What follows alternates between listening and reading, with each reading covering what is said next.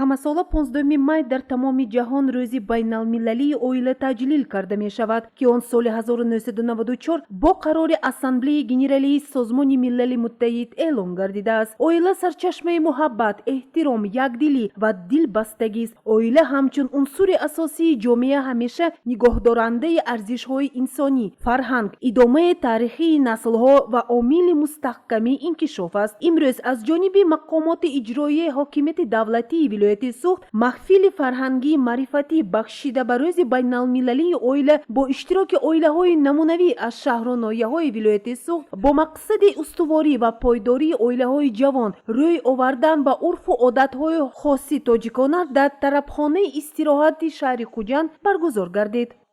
мустаҳкаму пойдор гардондани оила боиси устуворию пурқувватии давлату миллат ва ҷамъият гардида.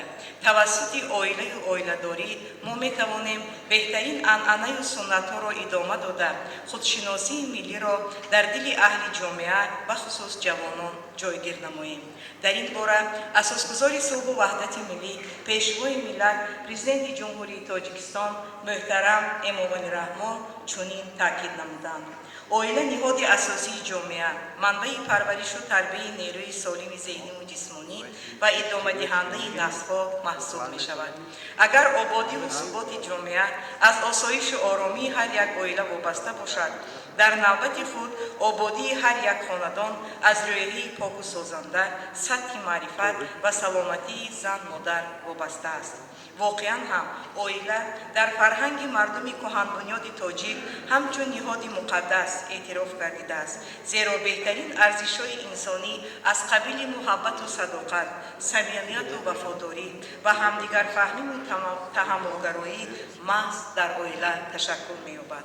ҷумҳурии тоҷикистон ба шарофати сиёсати пайгирона ва заковати хиратмандонаи пешвои муаззами миллат муҳтарам Эмомалӣ Раҳмон дар ҳифзу ҳимояи иқтисодӣ, иҷтимоӣ ва ҳуқуқии оила, кӯдак ва волидайн қадамҳои устувор мегузорад.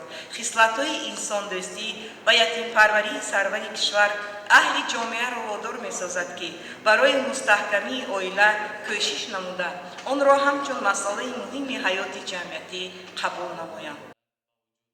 дар доираи баргузории рӯзи байналмилалии оила ташкили суҳбату вохӯриҳо бо иштироки оилаҳои намунавӣ, соҳибтаҷриба ва ҷавон дар муассисаҳои таҳсилоти олӣ, миёнаи касбӣ ва умумӣ, озмуни иншои беҳтарин дар мавзӯи оилаи мо беҳтарин байни хонандагону муассисаҳои таҳсилоти миёнаи умумӣ, озмуну маҳфилҳои гуногун, тарғиби ташаккули тарзи ҳаёти солим, силсилаи семинар машваратҳо дар мавзӯи оилаи солим, ҷомеаи устувор гузаронида шуд.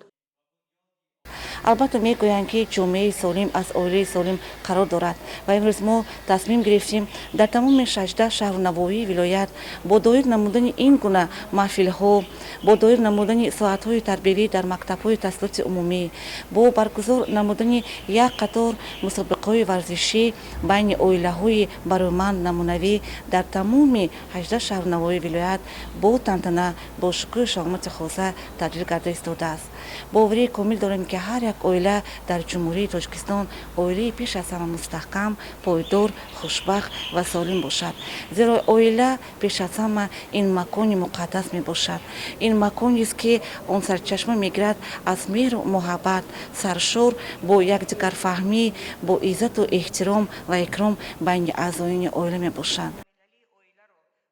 дар маҳфил 25 оилаи намунавии рӯзгор дида ки собиқаи аз 50 то 20 солагӣ доранду имрӯзҳо бо хурсандию якдигарфаҳмии умр ба сар мебаранд ва оилаҳои ҷавон ҳузур доштанд. намояндагони оилаҳо андешаҳои хешро дар равиши чорабинӣ бобати омилҳои вайроншавии оилаҳо, надонистани маърифати ҳуқуқӣ, бо тамкинию якдигарфаҳмӣ, роҳ надодан ба рашк, ҳидояти ҷавонон ба одамдӯстию хушрафторӣ ва амсоли инҳо иброз намуданд. суруду таронаҳои марғубадори ситораҳои эстрадаи вилояти суғд ва рақсҳои мавзуни гулдухтарон маҳфили идонаро шукӯҳу хотири ҷамъомадагонро болида сохт.